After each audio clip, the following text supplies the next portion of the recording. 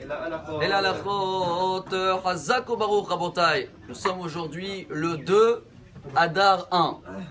Pour toujours trouver le seule chose qui l'est divisé en deux, mais qui fait un seul poteau, un seul chemin, alors il n'y a pas mieux que d'être lié à notre paracha, bien sûr, qu'en français, apparemment, ça s'appelle les dons, terouma.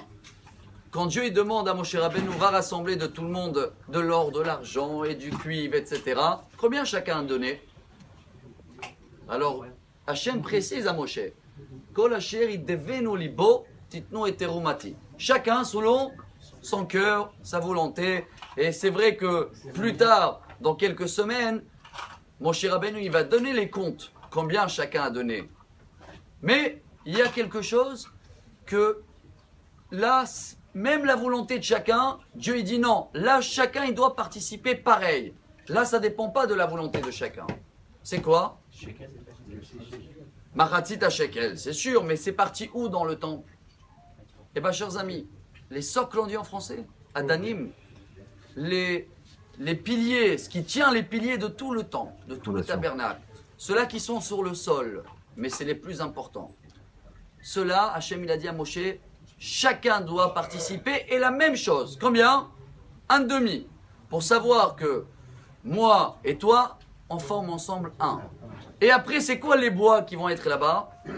Atse Shittim. Il dit le rabbi de Lubavitch, Shittim, je ne sais pas comment on l'appelle en français, je ne sais pas si c'est la cèdre de Liban, mais Shita en hébreu, c'est un mouvement. C'est vrai que chacun il a ce mouvement et cet arbre est connu, hein.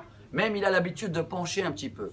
Chaque bois, il a son dessin, il penche un peu de son chemin.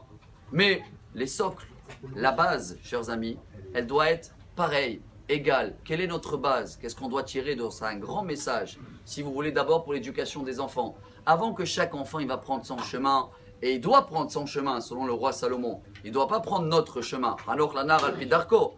Mais la base, je crois qu'on doit utiliser la même base que les parents et les grands-parents à nous, ils ont utilisé il y a 70 ans, quand la terre d'Israël a été construite. Quand hier on était dans la grotte de Rabbi Shimon Bar Yochai, on a vu les caroubes. Bon, on s'est imaginé encore une fois comment il a mangé ça pendant 13 ans. Mais pourquoi des caroubes? Parce que ça donne des fruits dans 70 ans.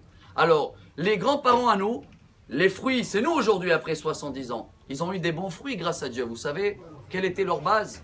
Une simple émouna. La base du monde, elle dit la Gemara à la fin de Makot, Vetzadik be'emunato yichyeh. Une foi, une prière. Ça doit être égal à tout le monde. Après, chacun commence à prendre son mouvement. Et c'est comme ça qu'ensemble, chers amis, on va construire pas un tabernacle, le 3e temple, Bezrat Hashem.